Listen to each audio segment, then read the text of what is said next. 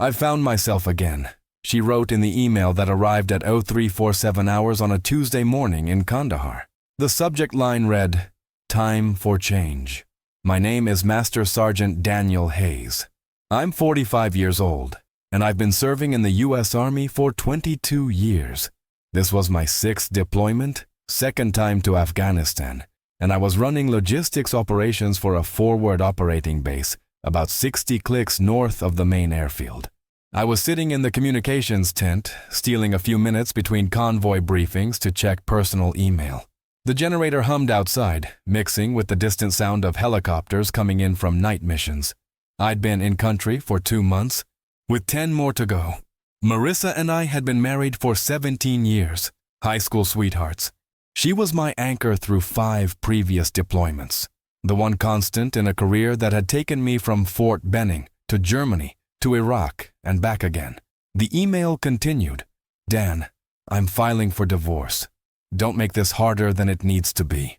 I know this timing isn't ideal, but I can't keep pretending everything is fine. I need to move forward with my life." I read it twice, then I closed the laptop and went back to work. There was a supply convoy heading out at 600, and the route clearance team needed final coordination on IED sweep protocols. Staff Sergeant Rodriguez was waiting for confirmation on vehicle manifests. The work didn't stop because your personal life imploded. But the thing about deployments is that you have plenty of time to think during the quiet hours.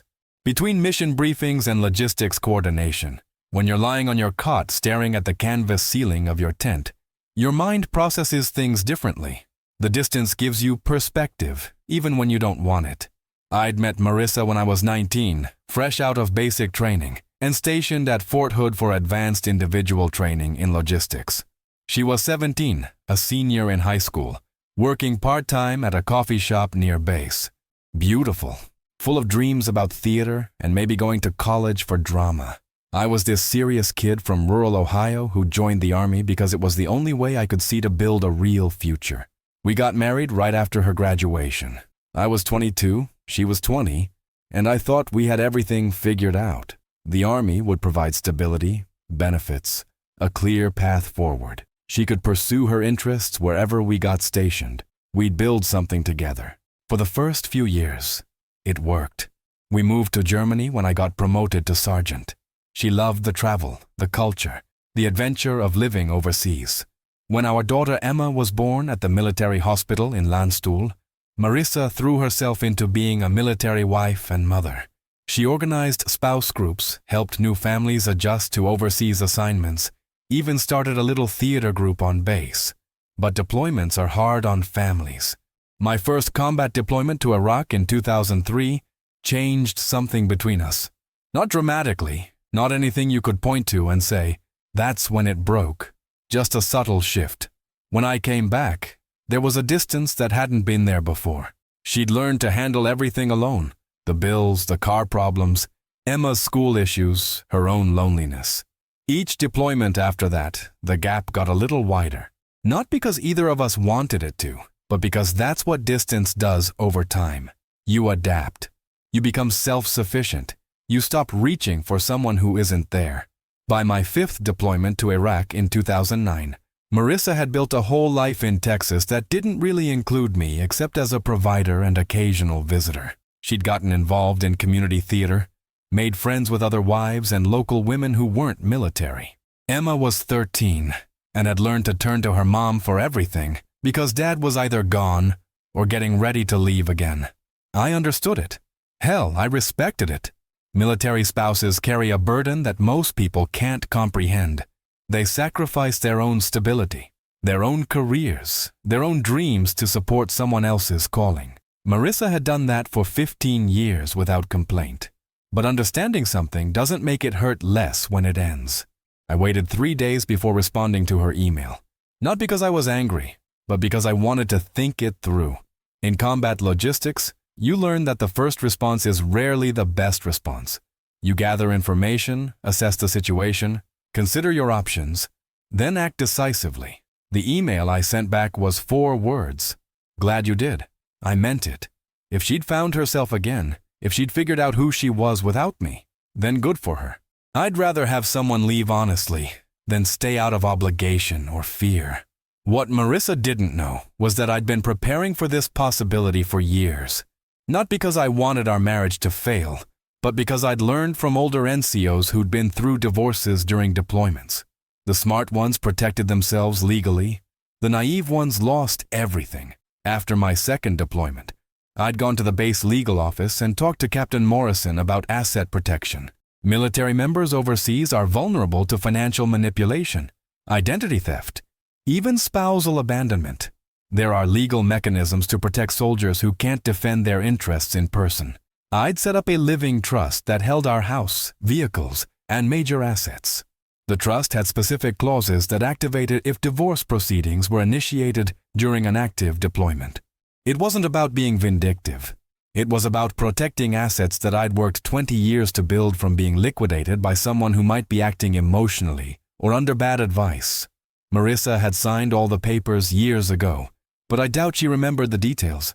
Most military spouses sign dozens of legal documents over the years: powers of attorney, insurance beneficiaries, dependent ID updates. It all blurs together. The house in Killeen was our biggest asset. 3 bedrooms, 2 baths, nice neighborhood near the base. We'd bought it in 2008 when the market was reasonable, and it had appreciated significantly. The mortgage was almost paid off. If we divorced, that house represented about $180,000 in equity that would normally be split 50-50. But the trust agreement specified that if divorce proceedings were initiated while I was on active deployment, the departing spouse forfeited their claim to trust assets. The logic was simple.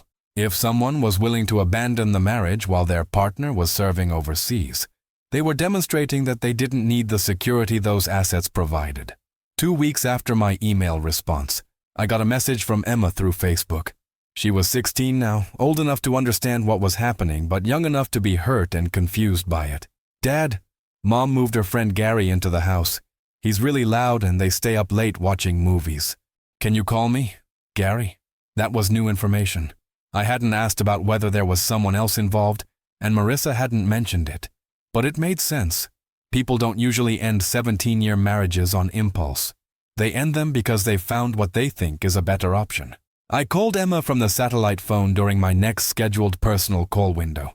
She was crying, which broke my heart from 7,000 miles away. "He's not mean to me or anything," she said, "but it's weird having a stranger in our house. And Mom is different.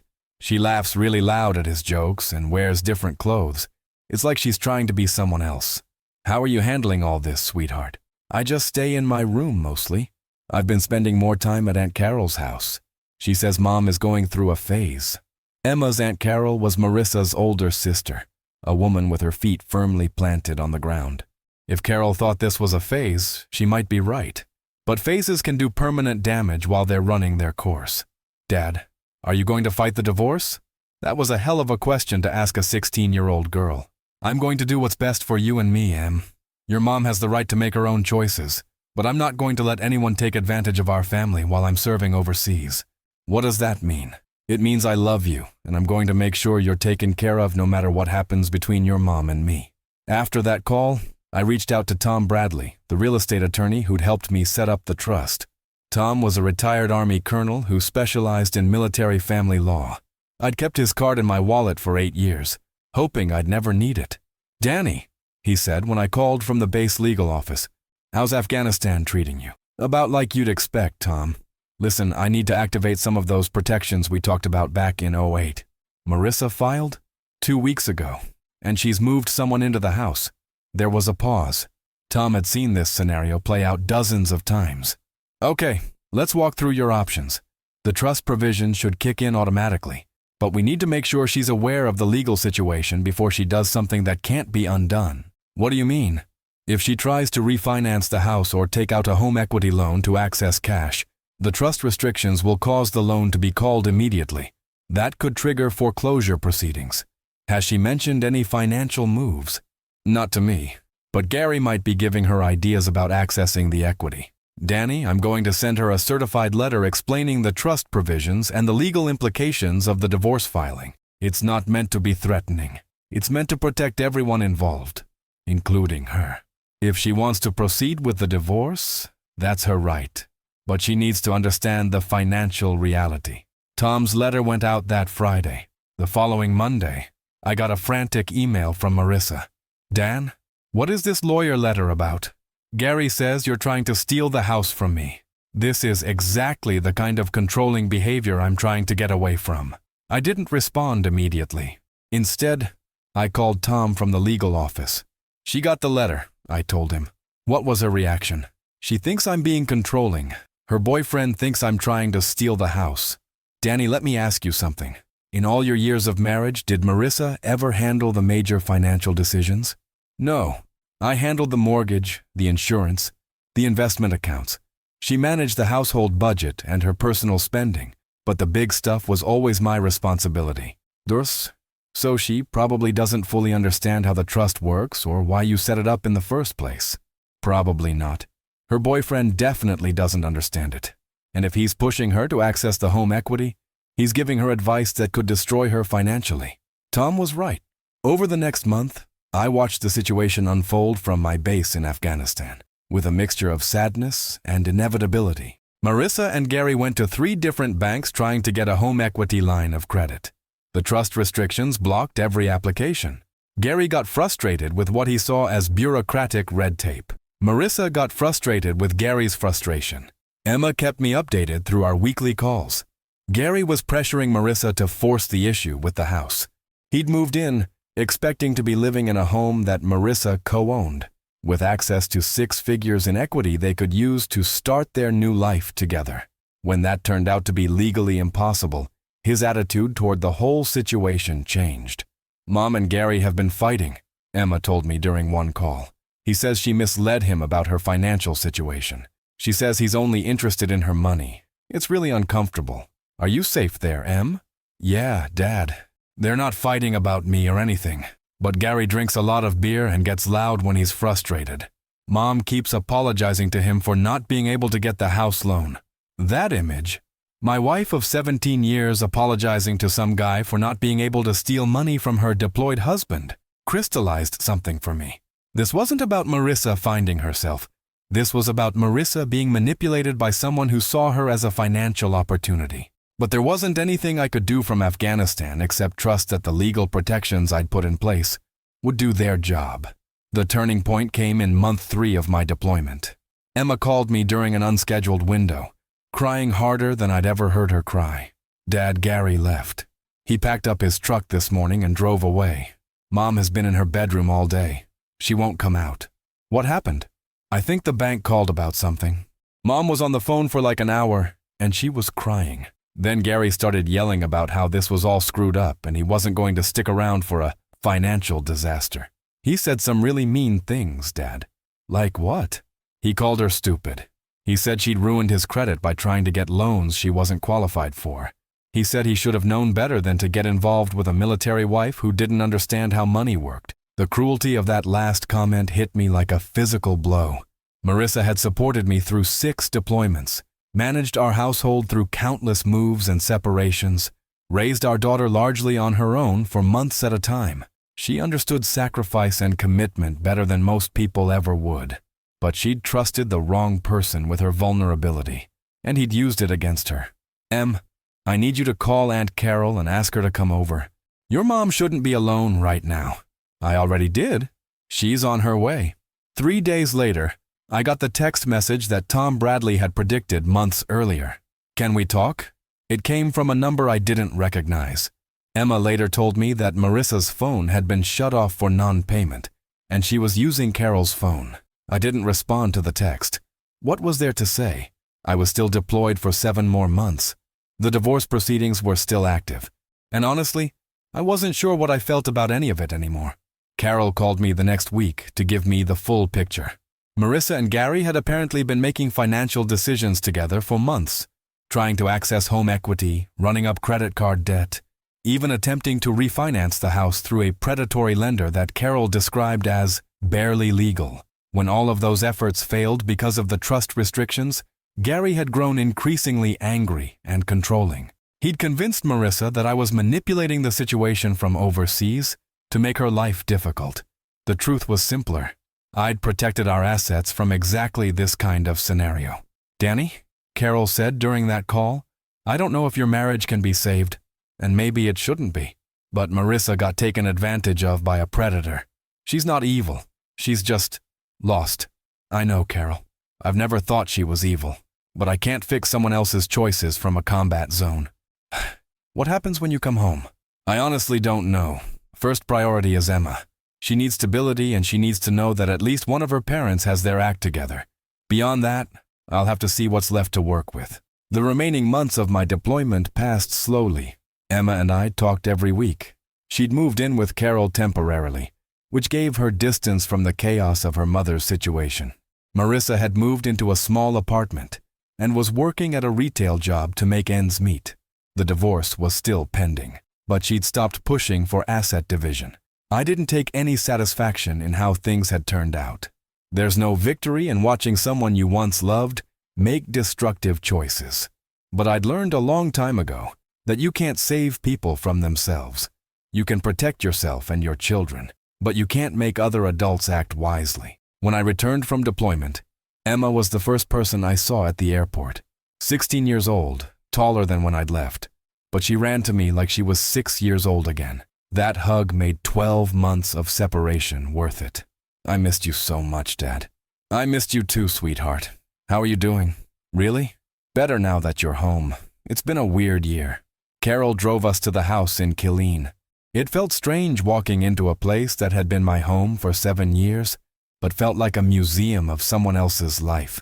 Marissa had taken her personal belongings when she moved out, but everything else was exactly as I'd left it. Emma had cleaned everything and even put fresh flowers on the kitchen table. I wanted it to feel like home when you got back, she said. Over the following weeks, I focused on rebuilding my relationship with Emma and figuring out what came next. The Army had assigned me to a staff position at Fort Hood, which meant no more deployments for at least 2 years. Emma moved back in with me, and we established new routines. Homework at the kitchen table while I cooked dinner, weekend trips to Austin, long conversations about her plans for college. Marissa and I met once, 6 weeks after my return, to discuss finalizing the divorce and custody arrangements. She looked tired and older, but also somehow more grounded than she'd been in years. I'm sorry, she said, as we sat in the lawyer's office. About all of it. About the timing, about Gary, about the financial stuff I didn't understand. I know. I was angry at you for being gone all the time, and I took it out on you in the worst possible way. You didn't deserve that. Marissa, we both made choices over the years that led us here.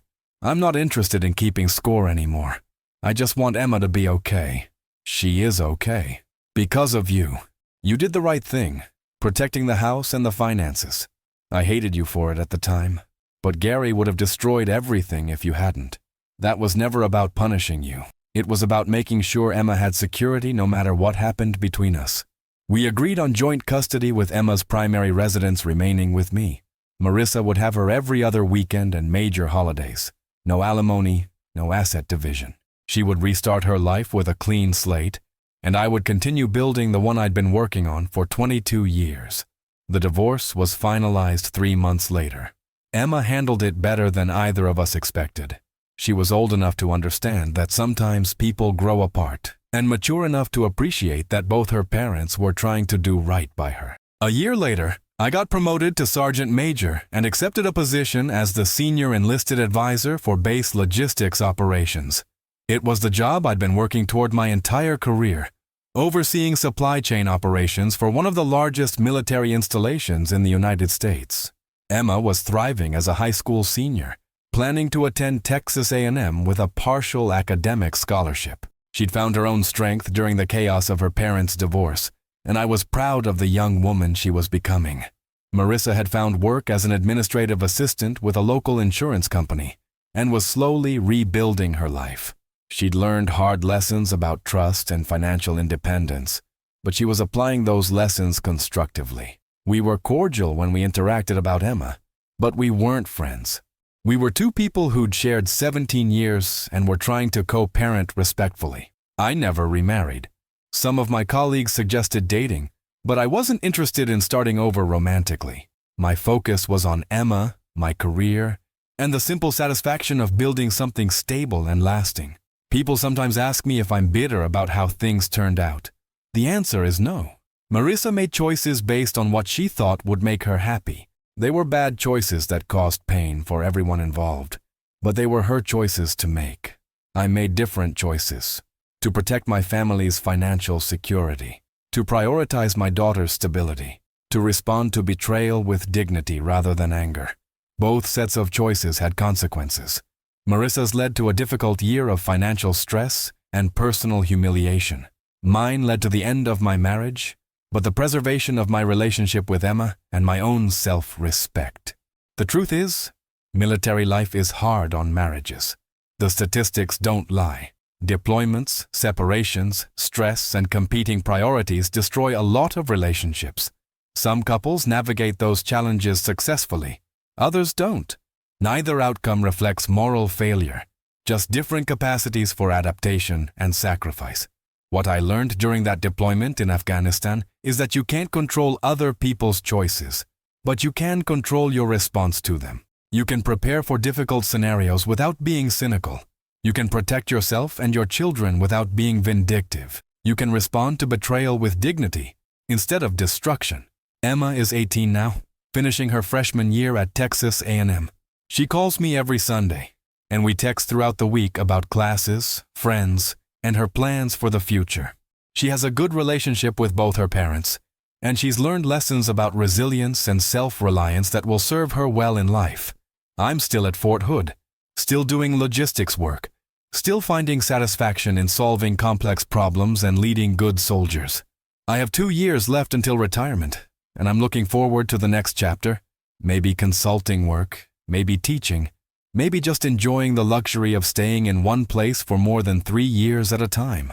Sometimes, late at night when I'm reviewing convoy reports or updating supply forecasts, I think about that email I received in Kandahar. I found myself again. In a way, that deployment helped me find myself too. Not the version of myself that was half of a marriage, but the complete version that could stand alone, protect what mattered, and build something lasting. I found myself again too, Marissa. I just did it without abandoning the people who depended on me.